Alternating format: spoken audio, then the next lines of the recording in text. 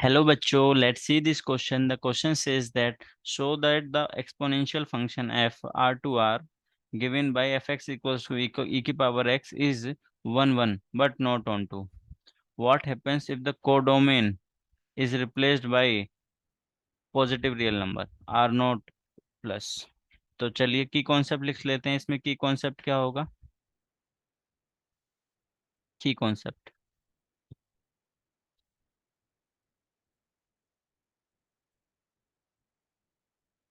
देखो बच्चों, 1 and on to के लिए क्या कंडीशन होती है हमें सभी को पता है कि अगर देखो कोई भी फंक्शन एफ है ना, और वो डिफाइंड है, x2 बाई डिफाइन है, x2 बाई डिफाइन है, तो 1 1 के लिए क्या क्या कॉन्सेप्ट हम यूज करते हैं? 1 1 के लिए, 1 1 के लिए जो distinct element of distinct element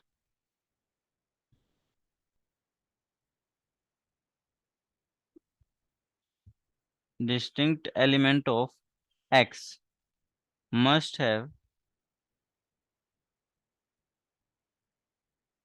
distinct image in y.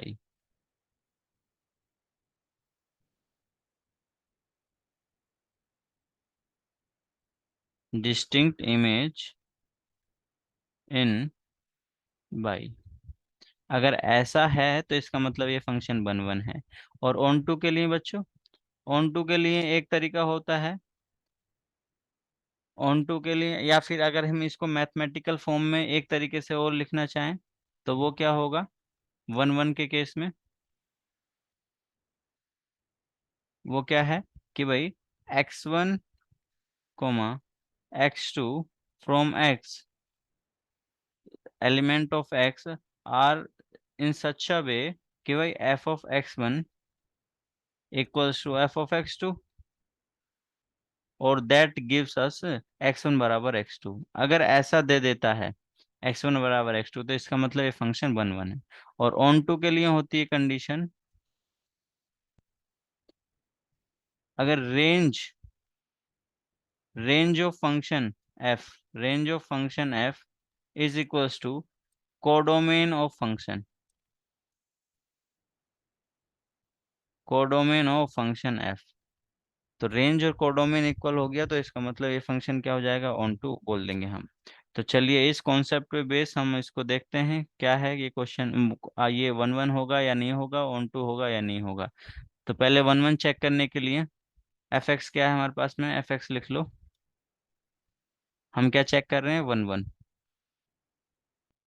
1 1 है या नहीं है। तो एफ एक्स क्या है? ई की पावर एक्स। तो हमने क्या माना है?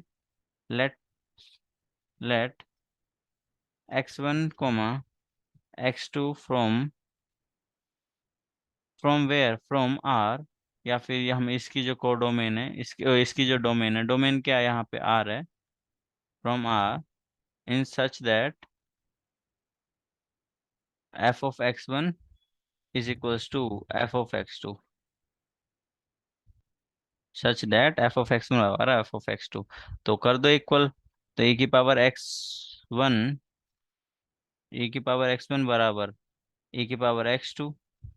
तो दोनों का बेस सेम है तो एक्स पावर्स क्या हो जाएंगी? इक्वल हो जाएंगी।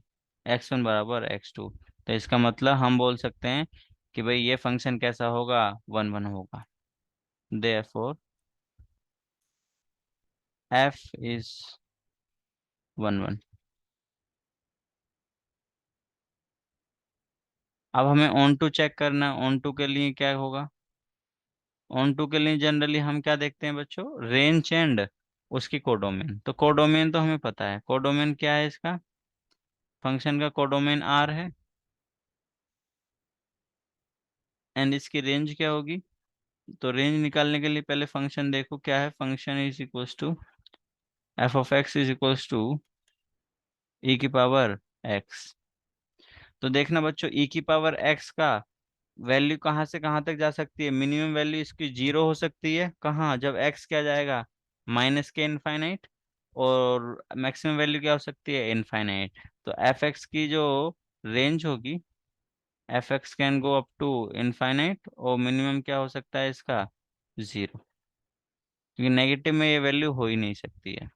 तो इसका मतलब है तुम्हारा एफ एक्स क्या हो जाएगा, एफ एक्स का रेंज क्या हो जाएगा, एफ एक्स की रेंज, रेंज ऑफ एफ वो जाएगा zero to infinite, zero to infinite. तो अब हमसे पूछा क्या है कि भाई ये फंक्शन वन वन है या नहीं, ऑन टू है या नहीं है। तो ऑन टू के लिए रेंज और कोडोमेन, और कोडोमेन क्या है, कोडोमेन आर है, कोडोमेन आर है, तो वो दोनों तो इक्वल होंगे नहीं। तो इसका मतलब codomain is not equals to range, therefore f is not onto. लेकिन हाँ, इन्होंने कंडीशन नीचे दी है कि भाई अगर रिप्लेस कर दिया जाए, कोडोमोन को रिप्लेस कर दें किससे, ऑल पॉजिटिव रियल नंबर से, if codomain is equals to, codomain equals to R naught plus. इसका मतलब क्या होता है, इसका मतलब होता है कि भाई zero to infinite, zero to infinite, इसका मतलब यही होता है। तो इसका मतलब हम बोल सकते हैं कि रेंज और कोडोमेन क्या हो जाएंगी, इक्वल हो जाएगी।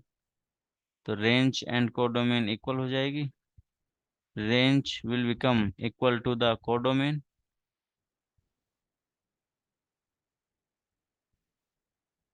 in that case हम बोल सकते हैं, in that case function f will become onto,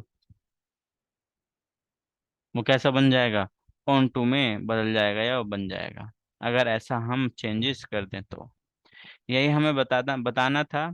I hope you understood it well. Best of luck. Thank you.